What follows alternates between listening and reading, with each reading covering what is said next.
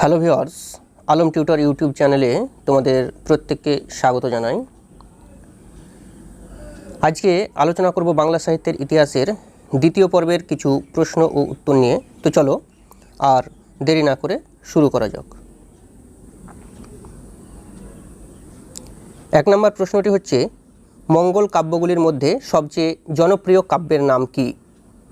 পদ্মপুরাণ। তারপরের প্রশ্ন, মঙ্গল কাব্যের মধ্যে প্রাচীনতম মঙ্গল কাব্যের নাম কি? মনসা মঙ্গল। তারপরের প্রশ্নটি হচ্ছে, চণ্ডীমঙ্গলের আদিকবির নাম কি? মানিক দত্ত। চণ্ডীমঙ্গলের আদিকবির নাম মানিক দত্ত। চণ্ডীমঙ্গলের শ্রেষ্ঠ কবির নাম কি? মুকুন্দরাম চক্রবর্তী। মুকুন্দরাম চক্রবর্তী হচ্ছেন চণ্ডীমঙ্গলের শ্রেষ্ঠ কবি। মুকুন্দরাম চক্রবর্তীর জন্মস্থান কোথায়?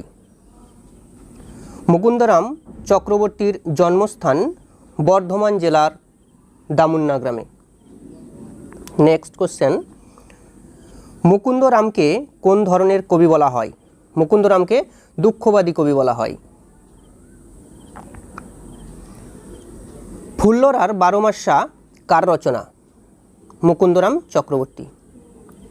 সারদা চরিত গ্রন্থের রচয়িতাকে? দ্বিজ মাধব।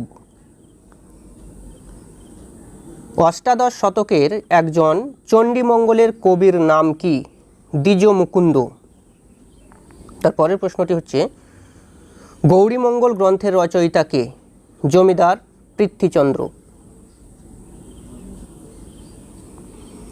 তারপরের প্রশ্ন, ধর্মমঙ্গলের আদি কবির নাম কি? ধর্মমঙ্গলের আদি কবির নাম ময়ূর ভট্ট। ময়ূর ভট্টের কাব্যের নাম কি? আকন্দ পুরাণ। রূপরাম চক্রবর্তীর কাব্যের নাম কি? অনাদ্য মঙ্গল। রামদাস আদিকের কাব্যের নাম কি? অনাদি মঙ্গল। যদুনাথের কাব্যের নাম কি? আগম পুরাণ। যদুনাথের কাব্যের নাম আগম পুরাণ। অষ্টাদশ শতকের একজন ধর্মমঙ্গলের কবির নাম কি? ঘনরাম চক্রবর্তী। পরের প্রশ্ন, চৈতন্য জীবনীর আদি গ্রন্থের নাম কি? শ্রী শ্রীকৃষ্ণ চৈতন্য চরিতামৃতম। চৈতন্য জীবনীর আদি গ্রন্থের নাম শ্রী শ্রীকৃষ্ণ চৈতন্য চরিতামৃতম। পরের প্রশ্ন, মুরারি গুপ্ত রচিত চৈতন্য জীবনী গ্রন্থের নাম কি? এটিও শ্রীকৃষ্ণ চৈতন্য চরিতামৃতম। বাংলা ভাষায় রচিত প্রথম চৈতন্য জীবনী গ্রন্থের নাম কি? চৈতন্য ভাগবত। বাংলা ভাষায় রচিত প্রথম চৈতন্য জীবনী গ্রন্থের নাম চৈতন্য ভাগবত। বাংলা ভাষায় রচিত শ্রেষ্ঠ চৈতন্য জীবনী গ্রন্থের নাম কি? চৈতন্য চরিতামৃত। লোচন দাস রচিত চৈতন্য জীবনী গ্রন্থের নাম কি? চৈতন্য মঙ্গল। জয়ানন্দ রচিত চৈতন্য জীবনী গ্রন্থের নাম কি? চৈতন্য মঙ্গল। তাহলে লোচন দাস রচিত চৈতন্য জীবনী গ্রন্থের নাম হচ্ছে চৈতন্য মঙ্গল এবং জয়ানন্দ রচিত চৈতন্য জীবনী গ্রন্থের নামও হচ্ছে চৈতন্য মঙ্গল। পরের প্রশ্ন, চূড়ামণি দাস রচিত চৈতন্য জীবনী গ্রন্থের নাম কি? গৌরাঙ্গ বিজয়। চৈতন্য ভাগবত গ্রন্থের রচনাকাল কত? 1548 খ্রিস্টাব্দ। গৌরাঙ্গ বিজয় গ্রন্থের রচনাকাল কত? সপ্তদশ শতকের শেষার্ধ।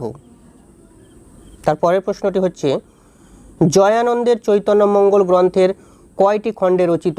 9টি। কৃষ্ণদাস কবিরাজের গ্রন্থটি রচিত হয় কবে? 1560 খ্রিস্টাব্দ থেকে 80 খ্রিস্টাব্দের মধ্যে।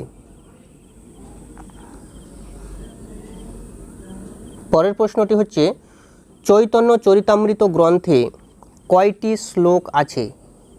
11,525টি। 11,525টি শ্লোক আছে চৈতন্য চরিতামৃত গ্রন্থে। বৃন্দাবন দাস তার চৈতন্য ভাগবত গ্রন্থটি কি নাম দিয়ে শুরু করেছিলেন? চৈতন্য মঙ্গল। বৃন্দাবন দাস তার চৈতন্য ভাগবত গ্রন্থটি চৈতন্য মঙ্গল নাম দিয়ে শুরু করেছিলেন। একজন সংস্কৃত চৈতন্য জীবনীকারের নাম কি? মুরারি গুপ্ত। চর্যাপদের তিব্বতী অনুবাদ কে আবিষ্কার করেন? প্রবোধচন্দ্র বাগচি। চর্যাপদ গবেষণার একজন অবাঙালি পণ্ডিতের নাম কি? রাহুল সাংকিত্যায়ন। পরের প্রশ্ন, চর্যাপদ আবিষ্কারের পূর্বে কোন বিষয়গুলিকে প্রাচীন বাংলার দৃষ্টান্ত বলে মনে করা হতো? গৌরক্ষ বিজয় ও ময়নামতির গান। চর্যাপদ আবিষ্কারের পূর্বে গোরক্ষ বিজয় ও ময়নামতির গানগুলোকে প্রাচীন বাংলার দৃষ্টান্ত বলে মনে করা হতো। মনসামঙ্গল কাব্যের কয়টি ধারা লক্ষ্য করা যায়? 3টি। মনসামঙ্গল কাব্যের 3টি ধারা লক্ষ্য করা যায়। আজকের আলোচনার শেষ প্রশ্ন, মনসামঙ্গল রচনা আরম্ভ হয় কোন সময়ে? পঞ্চদশ শতকের শেষ ভাগে। পঞ্চদশ শতকের শেষ ভাগে মনসামঙ্গল রচনা আরম্ভ হয়। তো এই ছিল আজকের আলোচ্য বিষয়। ধন্যবাদ।